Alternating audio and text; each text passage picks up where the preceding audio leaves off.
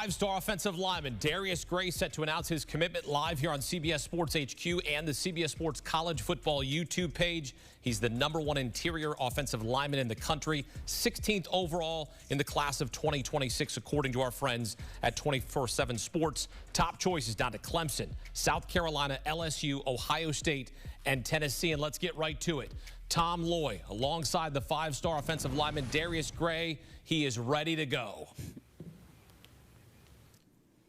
All right, Darius, the moment is here. No more games, no more commercial breaks. We've got the 5 finalists: Clemson, LSU, Ohio State, South Carolina, Tennessee. Tell everybody where you're going to play your college ball, my friend. Yeah, well, first, I want to thank everybody for coming out. St. Kitts community has been very supportive of me and my family, and we have a lot of love for all you.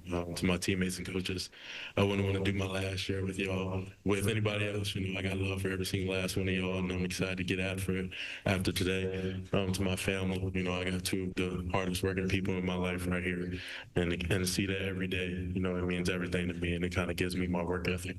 My brother, to see him change paths and continue to wake up every morning and just go after it, you know, that just helps me a lot. Coach Dan, I know you in here somewhere, but ever since 8th grade, 7th grade, we began after it, man, and I'm so happy that I can call you a brother and a friend. You're more than a trainer. You know, Coach Bland and Coach Keith, man, y'all got after me in the weight room, and I'm very excited for it, so I want to thank you all. But with that being said, I want to thank God. God has done a lot for me, and I just thank him for all of it. Without him, I wouldn't be here. But to my future teammates and coaches, I make this promise. I promise that I'll be the best I can be day in and day out. To the best fan base in the country, I'll be the best I can be on and off the field. And to my family, I'll continue to make you all proud. And with that being said, God has led me to the University of California.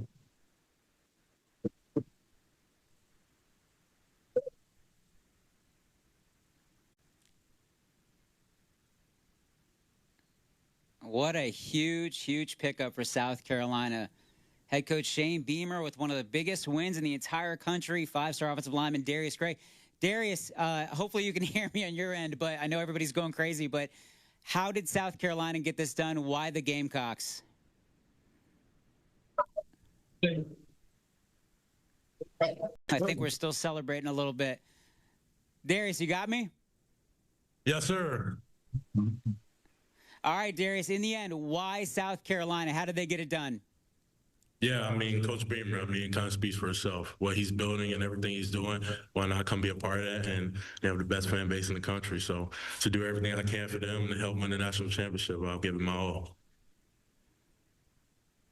Before I know you want to go celebrate, I want to ask you a little bit more about head coach Shane Beamer. I talked to a lot of people, and they said that you were a huge, huge priority for him. But he's making everybody a priority. This is now the 4th top 100 prospect heading to play for South Carolina. Why is that such a special relationship with you and your future head coach? I mean, it means everything. He kind of is the program, and everything else trickles down. So just to have that in the building, and I know I could call on him anytime, and you know, I'll do everything for him. You know, I'll go to war for him. So I'm just excited. 5-star offensive lineman Darius Gray, the newest South Carolina Gamecock. Congrats again, and thank you for doing this with 24/7 Sports and CBS Sports. Back to you guys in the studio. Thank you. Tom, thank you. Well done there. It's always tough when you're talking to a recruit on a Zoom call and they're celebrating, but man, that is fun stuff right there. What a moment for Darius and his family, his teammates. 5-star offensive lineman Darius Gray headed to South Carolina to play for Shane Beamer. He's the Gamecocks' first 5-star recruit in the class of 2026, moving South Carolina inside the top 20 in the team rankings for 2026. It's going to be awesome. Here's a look at the rest of the Week 0 slate. On Saturday, 4 Eastern, UNLV hosting Idaho State. Rebels coming off an 11-win season. 6:30 Eastern, Kansas welcomes in Fresno State for their first game in their brand-new stadium in Lawrence. 7 p.m. Eastern on CBS Sports Network, a Conference USA matchup between Sam Houston and Western Kentucky. Final game of the day on CBS, Stanford visiting Hawaii, 7:30 Eastern Time. You can also stream the action live on Paramount+. College football is so back. Back here with former Louisiana running back Emory Hunt and CBS Sports college football writer Tom Fornelli. The season starts in Dublin, Ireland with a 100-year-old rivalry. Iowa State clashing with Kansas State in the latest edition of Farmageddon. All eyes on Heisman Trophy candidate and Wildcat starting quarterback Avery Johnson. Emory, this kid switched cars, by the way, in the offseason. He went from a Corvette to a Mercedes-Benz. He said he didn't want to be as flashy. I still think that's pretty flashy. What do you want to see him establish in the first game of the season? Consistency, because we know he's one of the more talented quarterbacks in college football. He's a dual threat guy, makes a lot of plays on both ends of offense. And when we're talking about consistency, we're talking about making the plays in the passing game in high leverage moments. If he's able to do that, Kansas State has a run game. They always have a defense. They will always have special teams, but it's the passing game coming from Avery Johnson in those big moments inside the red zone when the game is on the line, backed up situations, 4-minute offense type situations, basically playing consistent situational football. If he's able to do that, then he's going to be in the Heisman Trophy conversation. Avery Johnson got it done last season, set a program record with 25 passing touchdowns. Iowa State's quarterback Rocco Becht, 2-0 as a starter against K-State. He's on a streak of 18 straight games with a passing touchdown, longest active streak in FBS. Tom, what does Rocco need to prove in this Big 12 battle? I think it's an interesting spot for Rocco because if you look at the numbers he had last year, and you mentioned the streak he's got going on, he had a fantastic season for the Cyclones. He was one of the primary reasons why they had such a strong year. But you look at this team coming back into 2025, and they lost their two top receivers, both of whom were early draft picks in the NFL draft. So as Rocco Becht is returning, we really need to find out, who will be the replacements. It's probably asking a lot to ask for Iowa State, a program that hasn't really been a wide receiver assembly line over the years, to just, replace those two guys right away. It's probably going to be more of a committee, and you hope somebody kind of steps forward as the alpha #1 option. But when you're starting the season with a conference game like this, you don't really have a whole lot of runway to try to figure that out. So Rocco's going to have to take a lot of the onus upon himself to kind of make sure that this offense, particularly in the passing game, is able to stay on track. He might not have the home runs that he was used to hitting with those two last year, but he's going to have to make sure he hits a lot of the singles and doubles to keep this offense moving, and that way they can rely on the ground game they have as well behind a strong offensive line. Yeah, you mentioned the success last season. Iowa State lost to Arizona State in the Big 12 championship, getting to the title game there. Emory, Saturday's game is a high-stakes opener for both the Cyclones and Wildcats. What does this mean for both these schools? It means a lot, man. I'm not being hyperbolic because when I look at the Big 12, I feel like there are going to be at least two teams in the postseason coming from this conference. And so this is a game that truly matters right now for both of these teams and how things may shake out in the Big 12. I actually think Arizona State wins the Big 12, but you can make a case for Kansas State, Iowa State, Baylor is a surprise. All the money that went to Texas Tech, they're interested in this conversation, and Utah is always going to be Utah. So there's a lot going on in the Big 12, so a game like this for both teams is very important. Yeah, this game's huge. I mean, there's the rivalry aspect of it right off the bat. But again, when it comes to the stakes, the best part of the Big 12 is that we really don't have any idea what's going to happen. We just saw on those odds board. Compare those to what you see in other conferences. How many other leagues do you see where like the top 4 or 5 teams are all basically within 100 points of each other as far as the odds are concerned? So you look at this spot, Kansas State's favored, Iowa State's 13-1. I think that's probably decent value because you do look at the Big 12 from top to bottom. There really aren't a whole lot of teams that you can look at and say they're head and shoulders above everybody else. So every single game in this league has huge implications as far as the conference standings are concerned, because as we saw last year, there were 3 teams at the top of this league who finished 7-2 in conference play. Tiebreakers are what decided Arizona State and Iowa State were the 2 that were going to be playing in the conference championship.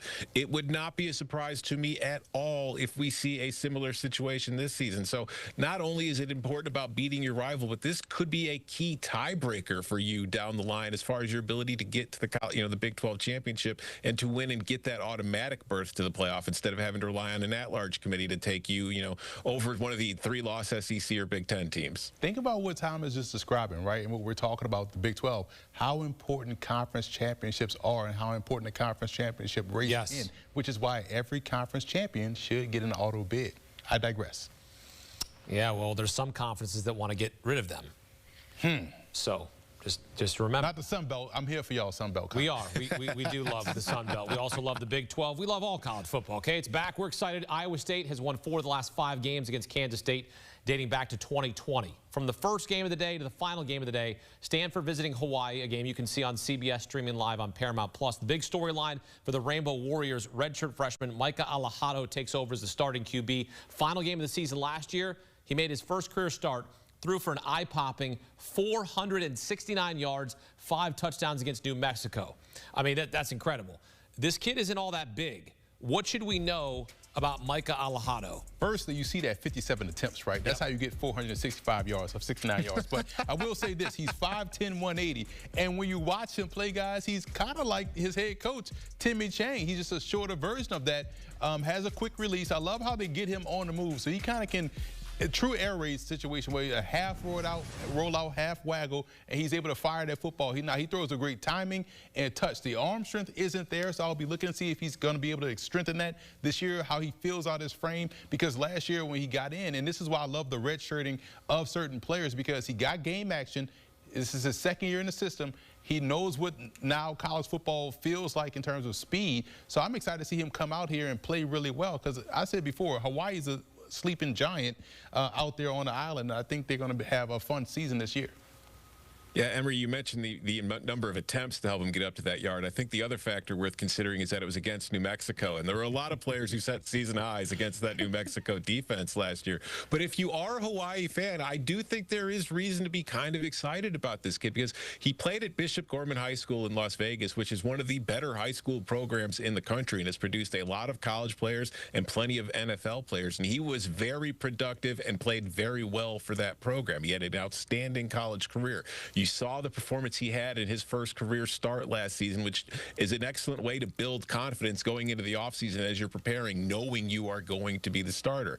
He's a lefty, which is always a little different. I think it takes time for receivers to adjust to it, but he's also been tutored by Tua Tagovailoa, who is an excellent left-handed quarterback himself, who I think has a similar profile in that he's not the biggest guy and he doesn't have the strongest arm, but he's able to get the ball out on time and make right decisions. And I think that's an excellent role model for Alejado to follow. So I think this is a very interesting game. And you mentioned Timmy Chang, Emery. If there's anybody that knows how to get the ball out and get it into the right places and rack up yards, it's Timmy Chang. So it's a perfect situation, I think, for him. This is somebody who could have a statistically impressive season. Hawaii looking to win its first game against a power conference opponent since 2019. Again, you can see the game 7:30 Eastern on CBS and streaming live on Paramount+. Stanford fired Coach Troy Taylor in March. Former standout, new GM Andrew Luck then hired his former Colts coach, Frank Reich, to take over as the interim coach. That game opened with Stanford as a 2.5-point favorite.